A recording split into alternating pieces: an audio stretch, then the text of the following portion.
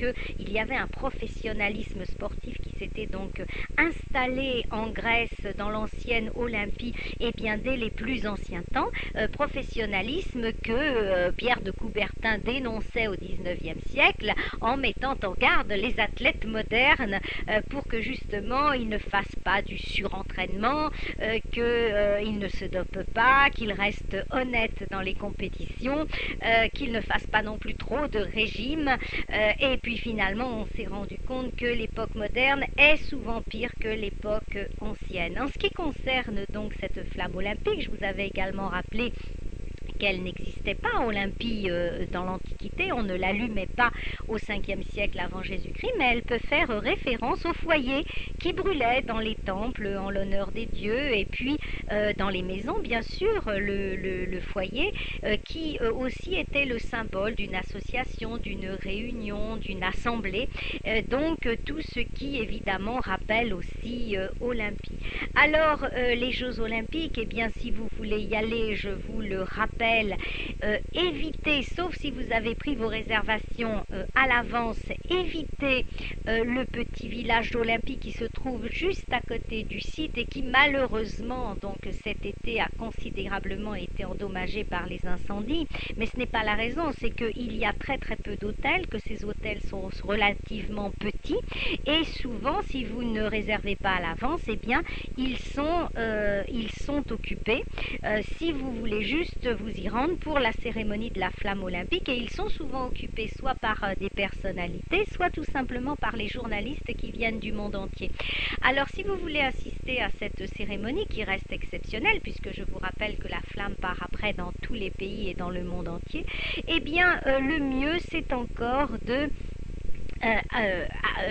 séjourner dans un hôtel où vous êtes sûr d'avoir de la place, qui est gigantesque, parce qu'en fait c'est un hôtel qui s'étend sur plusieurs hectares, il y a plusieurs bâtiments, et c'est ce nouvel hôtel, cet hôtel récent on va dire, pour une partie rénovée et l'autre partie est tout à fait nouvelle, qui se trouve au bord de la mer, le long d'une plage de sable fin, qui est donc l'Olympiane Aldemar, qui se trouve à quelques kilomètres seulement d'Olympie, et où vous pouvez vous rendre vraiment en 20 minutes, une demi-heure par une route à grande circulation. C'est donc extrêmement pratique. D'ailleurs, il y a des cars également qui y vont.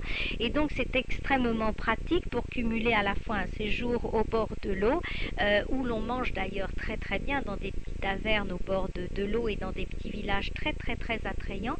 Et puis en même temps, se rendre sur ce site mythique et assister à ces cérémonies qui sont toujours bouleversantes, parce que vous savez, elles sont faites dans les habits de l'époque, les tuniques grecques de l'époque. Alors pour en revenir à un petit peu plus d'histoire, eh bien voyons par curiosité quelles étaient les épreuves qui existaient dans l'Antiquité. Je vous ai parlé la dernière fois de la course du stade, c'est-à-dire la course qui était courue sur la longueur du stade. C'est la seule course que les anciens connaissaient, même s'ils tournaient plusieurs fois autour d'une borne qui se trouvait au bout du stade pour aller faire jusqu'à 4 km de course. Ils ne connaissaient pas les courses à l'extérieur du stade. Et puis il y avait les sauts, mais les anciens ne connaissaient que les sauts en longueur, ils ne connaissaient pas les sauts en hauteur, ils connaissaient évidemment pas les sauts à la perche. La course étant quand même l'épreuve reine, celle que tous les athlètes voulaient remporter.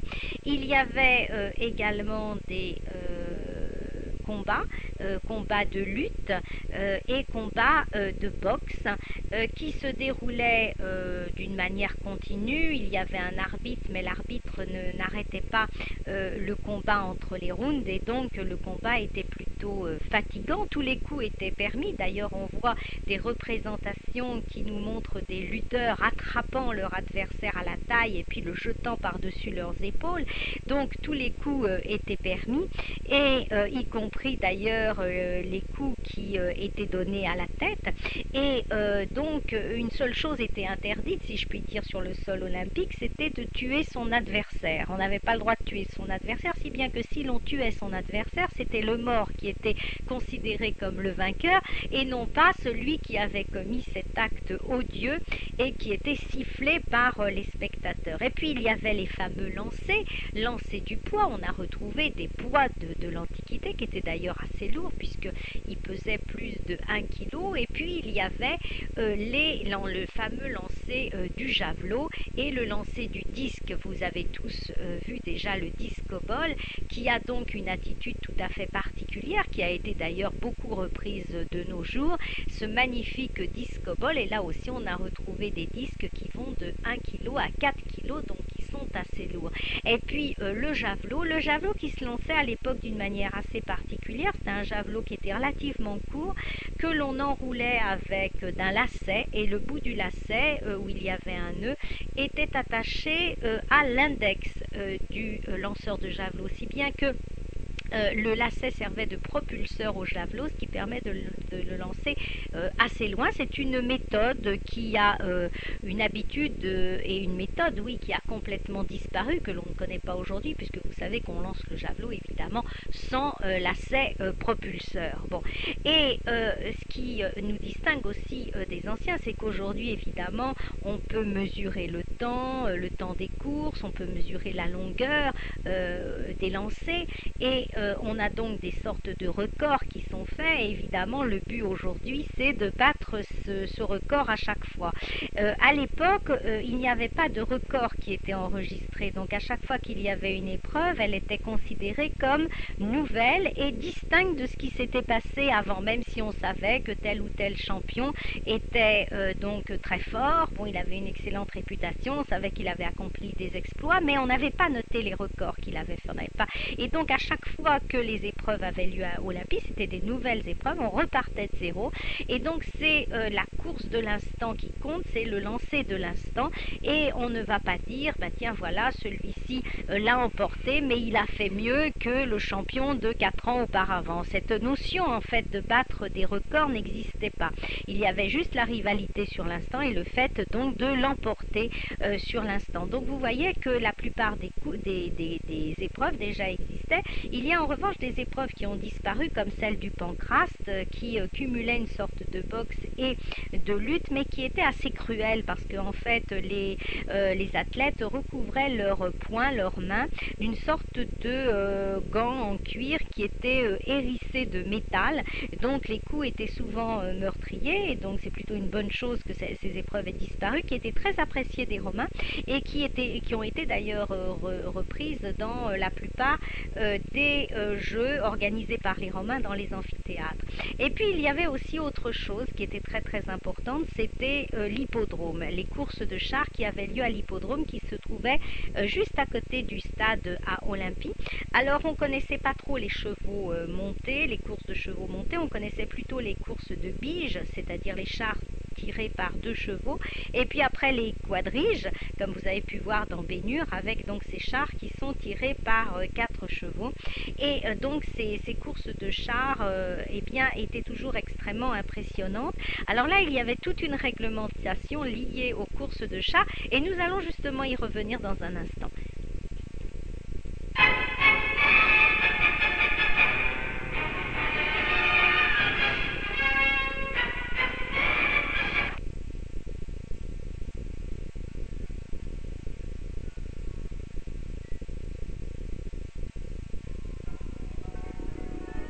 Donc au sujet de l'hippodrome, je vous disais qu'il y avait évidemment les courses de chars à Olympie qui étaient extrêmement prisées, alors les courses de biges, les courses de quadriges, mais il y a quand même une réglementation qui était tout à fait spéciale qu'on ne connaît pas aujourd'hui, parce que vous serez d'accord avec moi qu'aujourd'hui en général, celui qui l'emporte sur son cheval, qui est notamment appelé un jockey, eh bien quand il remporte une course, c'est lui le gagnant. Et dans l'Antiquité, ce n'était pas tout à fait ça. D'abord, Olympie ne connaissait pas les courses de chevaux montés au départ. Les courses de chevaux montés arrivent quelque temps après. Eh bien, ce n'est pas le jockey qu'on appelait le cocher, ce n'est pas le jockey qui l'emporte, mais c'est l'entraîneur.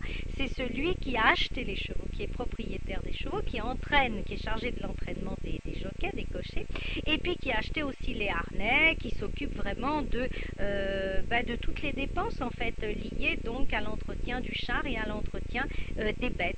Voilà, donc quelquefois, si on regarde les anciennes listes des Jeux Olympiques, on voit le nom de vainqueurs, et puis qui ne sont pas du tout des athlètes, athlètes, mais qui sont tout simplement des propriétaires de chevaux. Donc c'est quelque chose qui était tout à fait particulier. Et puis il y avait aussi les juges des chevaux, car si l'on contrôlait le dopage des athlètes, on contrôlait aussi le dopage des chevaux. Et donc, paraît-il qu'un des dopages les plus incriminés était celui qui consistait à donner aux chevaux de l'hydromel, c'est-à-dire un mélange d'eau et de miel. Vous allez me dire, ça n'allait pas bien loin. Eh bien, ceux qui osaient donner de l'hydromel à leurs chevaux étaient condamnés à mort. La condamnation était quand même importante. Alors aujourd'hui, on ne donne pas de l'hydromel aux chevaux, on donne certainement autre chose quelquefois. Mais enfin, toujours est-il qu'il y a quand même des contrôles. Et par contre, eh bien, chose qui a aussi complètement disparu quand on voit au 6e siècle avant Jésus-Christ, vous vous rendez compte, lors des premiers Jeux olympiques, eh bien il y avait des courses de mules et il y avait des courses d'ânes. Alors apparemment ça n'avait pas l'air de beaucoup plaire aux spectateurs. Ça n'avait pas l'air de beaucoup les enchanter, et d'ailleurs il y avait tellement peu d'enthousiasme lorsque ces courses avaient lieu que très rapidement on les voit disparaître des Jeux Olympiques qui, je vous le rappelle quand même, officiellement ont débuté au 8e siècle avant Jésus-Christ. Alors à part ces quelques petites différences, puis ces quelques petites fantaisies, et bien sinon en fait le déroulement était quasiment le même qu'aujourd'hui. Alors évidemment aujourd'hui il y a des cérémonies d'ouverture, autrefois il y avait aussi des cérémonies d'ouverture, elles ne se déroulaient pas tout à fait de la même façon puisqu'on faisait évidemment des sacrifices d'animaux aux dieux. Tout cela a disparu, mais il y avait également des chants, des danses, il y avait beaucoup de cortèges, et surtout chaque nationalité, si je puis dire, s'exprimait aussi selon sa couleur locale, puisque les tout premiers jeux, ceux du 8e siècle avant Jésus-Christ, se déroulaient entre cités grecques, donc ça ne quittait pas, c'était vraiment fait entre Grecs. Et puis petit à petit il y a eu des étrangers qui se sont inscrits au jeu, et on sait qu'au 3e siècle avant Jésus-Christ, toutes les nationalités étaient inscrites. Il y avait aussi bien des Égyptiens, il y avait des Asiatiques, on venait du monde entier, de toutes les îles, pour pouvoir lutter et s'imposer. Et d'ailleurs, eh bien ce n'était plus au 3e siècle Athènes ou Sparte qui dominaient les Jeux olympiques, mais c'était la plupart du temps Alexandrie ou bien des îles qui véritablement étaient devenues puissantes. Donc vous voyez que les choses évidemment évoluent dans l'histoire des Jeux olympiques, même si on retrouve toujours des petits sujets de comparaison entre les Jeux modernes et les Jeux anciens.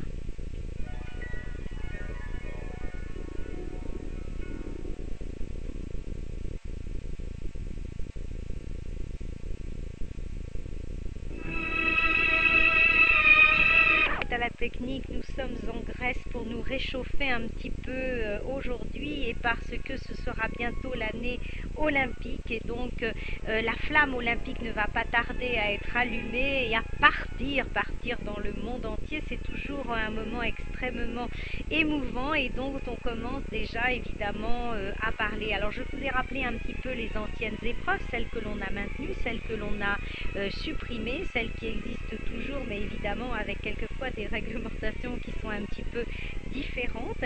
Et puis nous avons également évoqué cet instant de paix qui est caractérisé par la trêve sacrée, et les guerres quasiment s'arrêtent dans le monde au moment des Jeux olympiques. Et il y avait également d'autres éléments qui existaient déjà dans l'Antiquité, comme notamment le serment olympique. Et oui, moment également très émouvant que celui où les athlètes prêtent donc serment, et notamment serment d'honnêteté, de régularité, et puis aussi de ne pas remporter les victoires en achetant les autres concurrents. Enfin, ces serments n'ont pas toujours été respectés, vous l'avez bien compris, mais en revanche, eh bien, il y a quelque chose qui n'existait pas dans l'Antiquité, et on croit souvent que cet élément existait, c'était les anneaux. Et oui, les fameux anneaux que Pierre de Coubertin au 19e siècle a décidé de mettre pour symboliser donc l'alliance des continents, cette rencontre entre tous les continents. Alors évidemment, ça n'existait pas dans l'Antiquité, mais en revanche, Pierre de Coubertin a trouvé cette idée d'anneau, aurait trouvé cette idée d'anneau sur un bas-relief qui existait dans l'Antiquité, et notamment un bas-relief qui se trouvait à Élis, et qui avait été fait pour le roi Iphita. d'Élis, de la cité d'Élis. Alors, juste rappelons que si Pierre de Coubertin s'est rendu à Élis, ce n'est pas par hasard, puisque la petite cité, qui est tout à fait insignifiante dans l'Antiquité, avait été tout de même désignée pour organiser tous les 4 ans les Jeux Olympiques. Donc, un mois avant l'ouverture officielle des Jeux à Olympie, les athlètes y étaient reçus, s'y rendaient et pouvaient s'y entraîner à leur aise. On mettait donc à leur disposition du matériel d'entraînement et puis des entraîneurs. D'ailleurs, ils y étaient reçus de toute façon avec leurs propres entraîneurs, les propres propriétaires des différentes écoles, palestres, gymnases où ils s'entraînaient habituellement. Et donc, en fait, cette cité d'Élis, eh bien, devait faire respecter la loi olympique. Et cette cité était dirigée par Iphitos, le roi Iphitos, qui donc était connu évidemment de toute l'Antiquité et que Pierre de Coubertin a découvert lorsqu'il s'est rendu à Élis. Et il a vu une représentation où il y avait comme ça des anneaux qui étaient entrelacés les uns dans les autres, et l'idée lui est venue qu'il pouvait symboliser en fait les 5 continents et donc reprendre cette idée d'anneaux entrelacés pour les Jeux Olympiques comme symbole finalement de l'amitié, de l'union et pourquoi pas aussi de la trêve sacrée. Alors je vais pour terminer vous lire, si j'ai le temps, je vais pour terminer vous lire donc quelques extraits des discours que justement Pierre de Coubertin prononçait, car c'est toujours très intéressant de voir ce qu'il pensait à l'époque. Il était assez lucide. D'ailleurs, on a souvent dit que Pierre de Coubertin s'était précipité pour réorganiser de nouveaux Jeux Olympiques. Ça n'a pas été vraiment le cas. Il s'est fait un petit peu tirer l'oreille. C'est pas vraiment lui qui a eu l'idée de la restauration de ces Jeux. Il s'est fait un peu tirer l'oreille et finalement il l'a fait bon gré mal gré. C'était pas une idée uniquement de lui. Mais voilà ce qu'il a dit et ce qu'il a ensuite écrit. Une institution quelconque ne dure pas 1000 ans sans se modifier et se déformer. Rien n'est plus instructif que d'étudier les péripéties sportives de l'Antiquité. On voit avec le succès se développer la complication et la spécialisation, d'où sortent le professionnalisme et la corruption. L'esprit sportif, cet aïdos, dont Pindare écrit que son pire ennemi est le désir du gain, se trouve mis alors en péril. La grandiose époque des guerres contre les Perses provoque un sursaut d'énergie et de purification sportive. Mais bientôt l'effet s'en atténue et le mal reprend. Ce sont alors les exagérations de l'entraînement, c'est le mercantilisme, c'est le fonctionnarisme. Donc vous voyez que Pierre de Coubertin déjà dénonçait tous ces problèmes, toutes ces tares du sport antique. Et bien sûr, il mettait en garde, il disait que surtout il ne fallait pas évidemment tomber dans ces travers. C'est donc extrêmement intéressant parce qu'on a souvent dit que Pierre de Coubertin demandait au contraire à ce que le sport moderne soit la représentation du sport ancien, mais pas du tout. Il dénonçait déjà toutes les tares justement du sport antique avec beaucoup de lucidité. Et donc on voit également noter ceci, le sport est dévié de son but initial par l'argent et le spectacle. Le sport véritable doit être éducateur, il doit être dominé par la raison d'utilité qui l'empêche de dévier vers la fantaisie, l'artificiel ou le vain tour de force et préserve de l'excès par la mesure. Voilà, le terme mesure est très important. Les 3 aspects essentiels qui nuiraient à l'esprit sportif seraient le sport-spectacle, c'est-à-dire faire du spectacle à tout prix au détriment de l'esprit sportif, le sport source de profit qui entraîne le dopage et le sport prestige mettant en avant une élite sportive sans compter le professionnalisme et l'hyper-entraînement qui bien sûr détruit un homme en fait. Donc c'est très étonnant de voir en fait cette lucidité et je vous rappelle que Aristote, quelques siècles avant Jésus-Christ, le philosophe Aristote déjà écrivait la même chose. C'est extrêmement moderne, c'est très très très intéressant.